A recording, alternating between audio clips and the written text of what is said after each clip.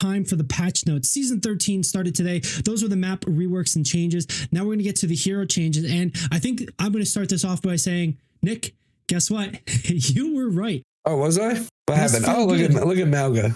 Look at Malga. Top and center, Malga change. All right. There's a lot of words before you get to Malga, but they're just talking about what the season is. They're adding My Hero skins coming up this week. Halloween starting this week. They're adding mastery for Cass and Brig.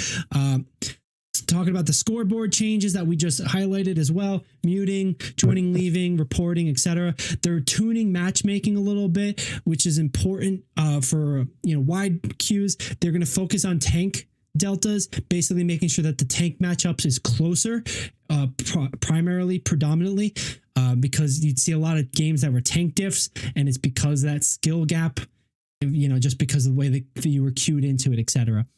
That's what I think they're a little bit alluding to. But that's what a lot of this text is talking about. They're getting rid of, they're making it harder to hit top 500, meaning you have to win 1,700 games to be able to be eligible for streamer mode and to be eligible for top 500. I think. The streamer protect. You mean? The streamer mode, yeah, streamer protect. So you hide your name. You need to complete an achievement that you win 1,700 games to be able to get required to that. So that kills a lot of hiding random accounts. It kills a lot of alternate accounts, but So why not just make your name display as whatever champion you're playing? No, it kind of just does a random name. It's just randomly puts in I know. I'm just saying why not just make it Ramantra? Is that player's name when they're playing Ramantra? Because we're not calling them by their name. We're saying that fucking Genji won't switch off Genji, bro. That fucking Hanzo, dude. We're not saying that, but that's what we're all thinking, right? We're calling them by whatever champion they're playing. So just in general, just make it that. I do 1,700 is crap. Username. I do think the username though thing, this is more for a streamer. Streamers are playing a lot. The 1,700 is not a problem if you're playing the game.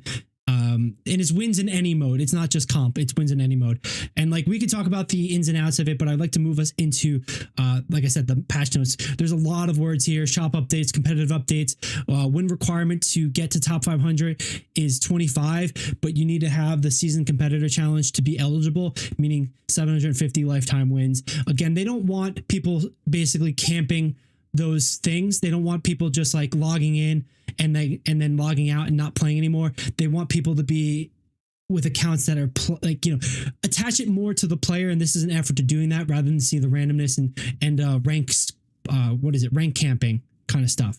And that, can be an argument for decaying, etc. But all conversations we can have, but I want to get us into the hero update. Swapping hero hides your selection on enemy scoreboard for 15 seconds. Another little thing, possibly likely a band-aid thing for the counterwatch sort of meta, but generally speaking, if I swap to Hanzo, you're not going to see that for 15 seconds. Mostly this is for the tank v tank. If you're sitting outside of spawn and you're just basically playing chicken with each other, you can't really do that anymore. Does this actually fix counterwatch? No, but it might incentivize behavioral differences because a lot of it is behavioral, social aspect of it. So what's that, Nick? Try to just make it they can try to code it so that nobody knows what, it'll be whatever you present it as until someone sees you. Until somebody sees it. Yeah. You have to scout it to see it, right? Yeah. Why are you giving information for no reason whatsoever? Interesting. We'll see, that is a suggestion that we can pass along and one that makes sense. It might give more value to a Sombra or a Tracer who can go deeper, a D.Va that can get out quicker and scout, makes scouting way more important. It already is pretty important at the top level, but that's a interesting sort of aspect, a little twist on it. Let's move into the tank patches. We have Malga, developer comment, increasing the duration of Malga's burn effect will help better reward going for the smaller, harder to hit targets. The changes specifically, ignite damage over time duration is increased from 3 to 4 seconds. It does feel bad trying to go after squishies. I don't know if this is entirely a great change for that, but maybe this is one. He's in an all right place right now. People don't like playing with him or against him, but maybe this is something that will give a little more of a skill ceiling, a little bit more of a choice to the Malga player, good Malga players, where you can pressure squishies and not just have to shoot the big target.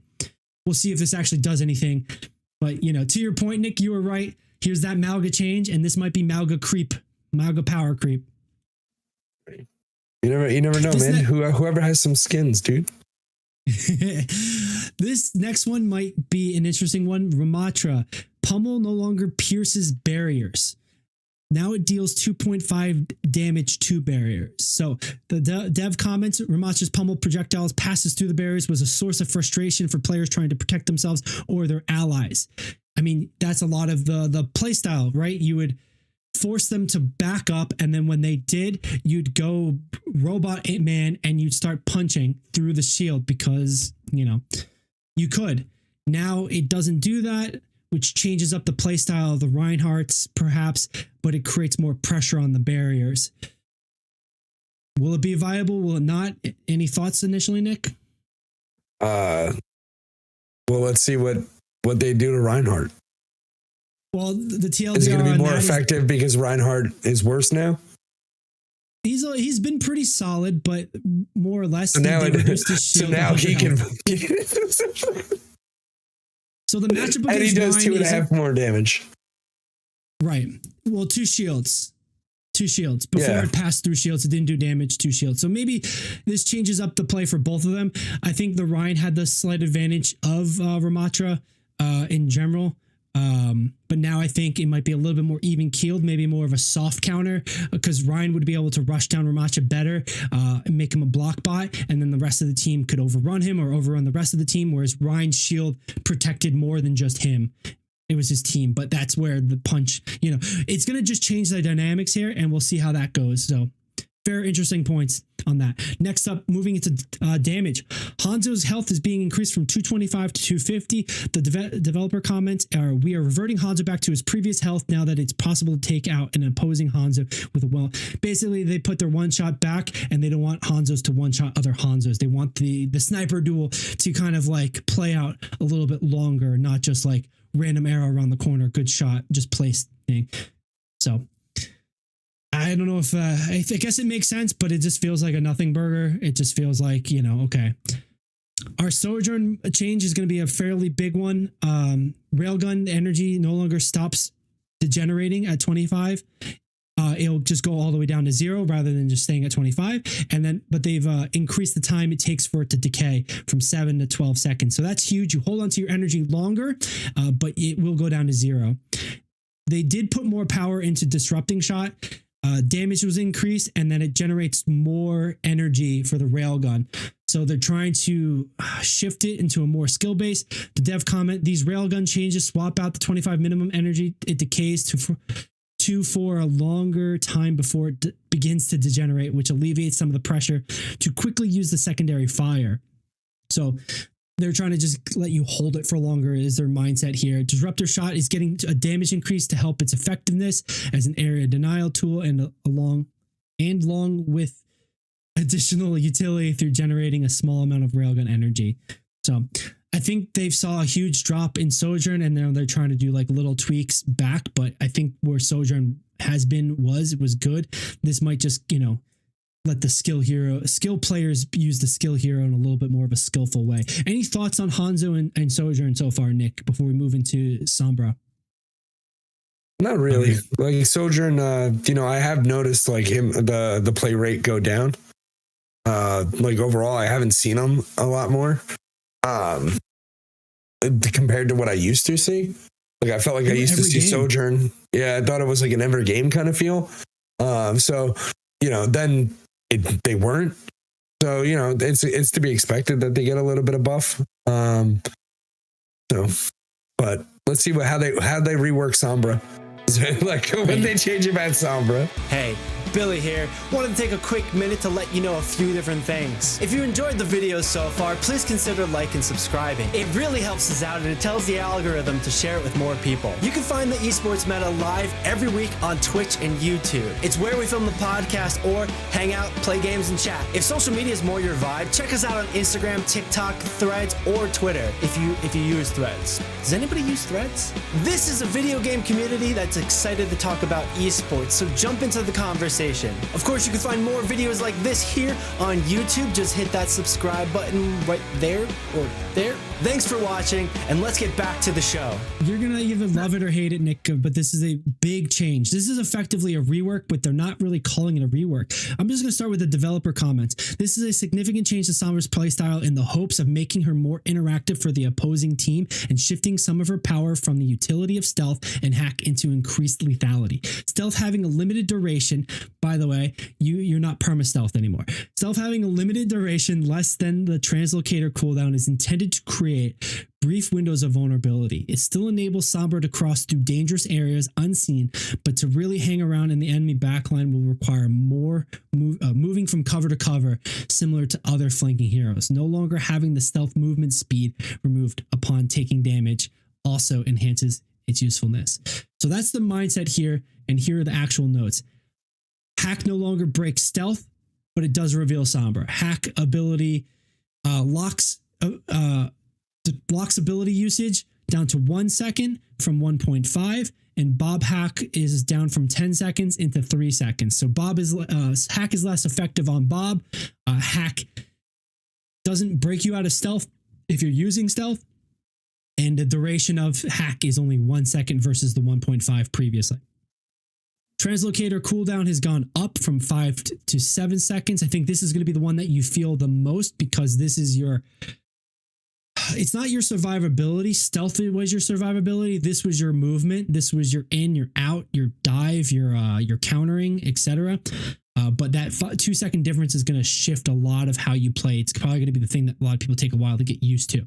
EMP cost went up 12%, and then stealth no longer passive and now activates when you use translocator. It has a 5 second duration and an added stealth timer. They added a reticle around the aim cursor. Taking damage reveals Sombra, but does not end stealth. So you're permanently stealth for the 5 seconds, but if you get close to somebody or you get damaged, that you are revealed. They get to see that little shadow figure run by. So that's kind of nice, but it's a huge change here. Finally, the last patch notes here for Sombra, Opportunist is going to be the new passive. Opportunity passive has been backed in, increasing Sombra's weapon damage versus hack targets by 20%. This was how Sombra was in Overwatch 1 at the beginning of Overwatch 2. It's a huge difference, and it changes that mindset. We're going to see some Sombra 76 play, but I think people are going to learn that they're going to try to play her like Tracer a little bit more Genji. But then the question is, why play Sombra over Tracer or Genji right now? What makes this good? And I think that's a little bit TBD. Is it verticality? Is it escapability? Like you're more flexible in your escaping? Are you more flexible in your staging? Are you less flexible in that way? It's a little bit tough to tell right now, but there's a lot here. Nick, I've said a lot with Sombra. Anything you want me to repeat and kind of like digest a little bit more? Or so my thought before we got down to it was like, if you're nerfing like the stealth, like in general, you have to buff damage, right? Or survivability, just in general, because it's just going to be like out there more. There's less like tricky stuff that you're going to be doing. Did I read it correctly? That stealth is only lasting 5 seconds after you use another cooldown? So the way it works is that you throw Translocator. When you throw Translocator and teleport, you go into stealth. You go into stealth for 5 seconds. The cooldown of Translocator is 7 seconds. If you start shooting while you're stealth, you come out of stealth. If you hack, you stay in stealth, but you're revealed. Okay, so how long does... I don't play Sombra. How long does it take to hack somebody? I think it said ability lockout. No, that's the lockout. I know how long it takes to cast it. I think it's about a second. About a second. We can take a look at that specifically. Give me a second here. Overwatch wiki, but generally speaking, it takes about a second and a half to cast hack. What's your thought process on that question there? What are you looking at? What are you thinking? I mean, if it's like a second or 2 seconds, right? That's effectively just saying you have 3 seconds of stealth, right? 3 or 4 seconds of stealth. Like like you already nerfed stealth.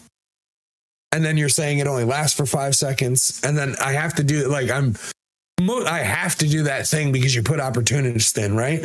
So now my damage is definitely around opportunist, right? It's not like she's going to be really dueling anybody that isn't hacked. That would be suicide, right? Right. And so that's kind of my thought process is if you're eating up my 5 seconds, did you make it instant? Who knows? Right? Like so I don't play Sombra. I did find the specifics, and it was reduced to cast time of 0.65 seconds, like a little bit more than half a second. Okay, that's so that's reasonable. Like that's almost half it. That's like half a second just in general. If we were to just round it to the closest. Yeah. Sorry, my brain was kind of trying to wrap my head around it. I got to play a couple games of Sombra today, and like it does feel different. And I don't know if it's like skill curve because like I'm learning the new changes, I'm getting used to it, or if it's like, oh, there's too much friction in numbers. But that's a good point where it's like, yeah, how long is the cast time? Because that can create a dissonance in like your flow, in your game flow. Are you supposed to hack? Are you not supposed to hack?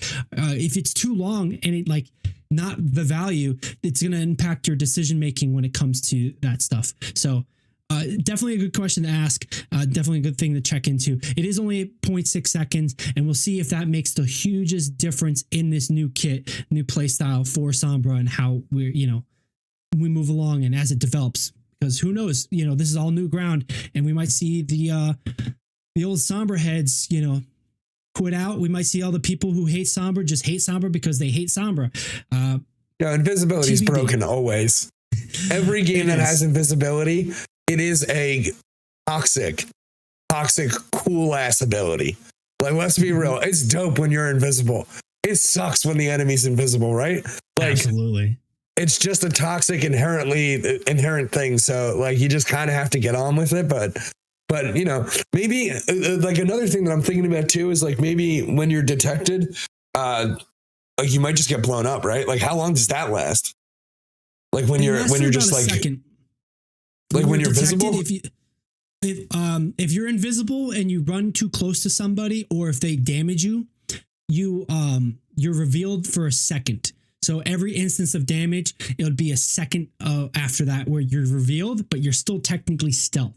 I think I would maybe, if things aren't working, maybe give that reveal or stealth, give it like a damage reduction buff. Like maybe reduce damage taken while you're stealth by 20%. Something small. That might be like a workaround if there's too much friction here. But yes, currently, if you're revealed, the enemy team will see you for 1 second. All right, so what's the counterplay to Sombra normally, right? Besides like as a healer being like frustrated. The counterplay is positioning and teamwork. So position in a way where the Sombra has to come from this angle. Of course, you could do counterwatch, play a hero that Sombra can't dive as easy, a Moira.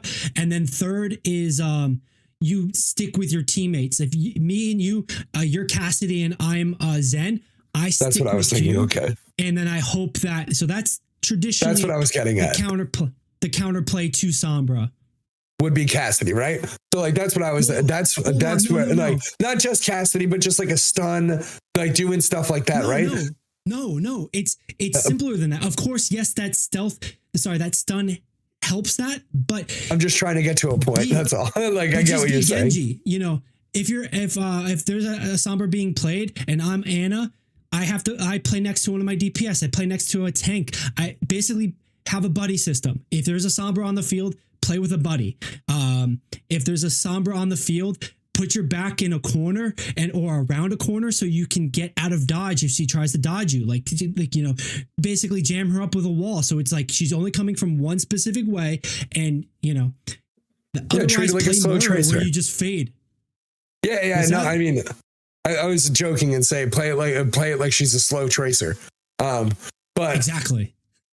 but like my point being is that like there's gonna like a lot of those interactions are gonna happen more now that you're just like visible during that hack for like the 1 second, right? Right. So I think that depends on the play style. I don't think Sombra's going to necessarily go on that deep flanks that she used to. Like in stealth, you'd be able to just sit in their backline and wait until the perfect moment arose, unless they flushed you out. Now I think you have to play more like a tracer. And if you're playing more like a tracer or a Genji, why play Sombra? Maybe play a tracer or Genji to do your point in that too. It's a big conversation. We still have to see if anything different comes up from this. That's all I got, dude. I was just trying to get to the point of like, there's just more situations where jumping on Sombra is going to be a lot easier with splash damage is going to make her seen, right? Just like any random splash damage, any sort of damage. So it's just an interesting thought of anyway. Yeah. We'll see how that goes. We'll keep an eye on it. Let's move into the support category here. Baptiste, primary fire recoil being reduced by 30%. They say it's trying to reduce the fatigue resulting from controlling the recoil, the gun shooting over long periods of time. It is a little bit of a power buff because there's less spread, basically. You're not shooting up. You can kind of keep it tight. I don't think this is a huge change. Bapt has been pretty good. We'll still see them play out. Maybe they'll put out more damage for lower elos, but kind of whatever. Next up, Brig. Repair packs cooldowns have been increased. We're seeing a lot of Brig play right now with Juno. It's the main compatriot, main duo you see with a Juno support. So nerfing her just slightly. The pack 5 to 5.5. And then lastly, Juno nerfs. This is another thing that you called it. They're nerfing Juno. Fallout range reduced from 30 to 50 meters down to 20 to 35. So a huge distance nerf, range nerf, meaning the fall off is you have to play closer. The fall off is going to be more impactful. She's more vulnerable when she's in the middle of her team, but she also kind of wants to be in the middle of her team to be able to use that hyper ring appropriately. And then finally, they're nerfing her healing projectile from 6.5 to 6 because they're seeing a little too much healing happening. She's too much of the must pick. Nick, we talked about this earlier. You're finally hearing the patch notes for Juno after all the other different stuff we've covered. Is this what you expected it to be? Is it not? Is this what you would have done? No, I mean, so you just nerfed the healing a little bit? Yeah. Over time, I think it makes a huge difference because it's 12 bullets, it's 6. You're moving it down to 48. I think that's the math, or 60. I can't remember. Maybe around that point. Whereas previously, like another 6 healing more per. What's the percentage loss over a game from this? I think. I know you're not going to know it, but like, I do think it's going to be like 1,000. Like about 1,000 healing roughly per game. If you have a similar situation in similar circumstances, that 0.5 per projectile, I think is going to do a huge difference where she's like not healing as easily. She's stressing out a little bit and making her mobility more of the focus. So essentially, what you're hearing, what I hear is people have to play a tad bit smarter. Like that's it. And like just a tad bit smarter if you're on Juno's team and they didn't nerf any of the value that she brings to the table. Congratulations. Like use cover more a little bit. Like it's just like don't take as much damage. I mean, that's the whole game in general, right? Don't get hit. Don't take as much damage. Make the job easy for your healers so that they can provide the support that you need. That's the game as a whole, right? That's World of Warcraft. That's Overwatch. Like that's their thing. Don't get hit, right? Yeah. That's the footsie, right? But this isn't like that much of a, maybe the fall off range would be is the real thing here. The 6 to 5, like, but like also like, is Juno really like not like? Is it really going to punish her to move with their team a little bit more? Well, she is a vulnerable character in the sense that, like, once she uses her mobility, her like jetpack duck on the water kind of thing, she can be dove pretty easily and killed. And that's what you saw a lot happen when she first came out. People didn't know how to use her, so they'd use her abilities and like they'd just be, okay, I can't do anything now. So I do think it does make her a bit more vulnerable. And I do think that it puts her in a position where she needs to be in open areas a bit more. So maybe we're going to see more of a leapfrog Juno, where it's like, I want to move from cover to cover safely in that like safe range distance, and then use my abilities to disengage as quick as possible because I was already squishy. She's a 225 hero, but then also my healing doesn't do as much as I wanted. So how well's Lifeweaver doing right now? Lifeweaver's doing a crazy amount because Lifeweaver is a little not overtuned, but like generally speaking, the kit is just overcompensated to that extra healing aspect. Partner up, baby. That's it. Juno Lifeweaver, put her on the platform. That's a good point. Maybe that this whole change is just because the predominant pairing was Juno and Brig. Maybe they're just doing these changes. Maybe these changes predominantly shift who she's good with. That's a really good point. Maybe it's going to be like a Juno Lifeweaver. All right. We already talked about map updates, so we're pretty much wrapped here on patch notes for Overwatch. There's a lot that we digested in the last hour for specifically Overwatch patch notes and Overwatch content. Thanks for sticking with us. If you are, this is the Esports Meta. You can find us on all the social medias, everywhere you experience social media at the Esports Meta. We appreciate you being here. We appreciate you watching. Let us know you're watching. Throw us a little emoji, throw us a comment, ask us a question, or you can just hit us up on our YouTube and Instagram and TikTok, all those different things. We're here every Tuesday filming this podcast live, talking about the gaming news of the week, as well as the competitions that are going on. We'd love to hear from you guys, what you're looking forward to, what you're playing, what you're excited about, and what you're not excited about, what grinded your gears this week. But thanks for joining us so far. We've got one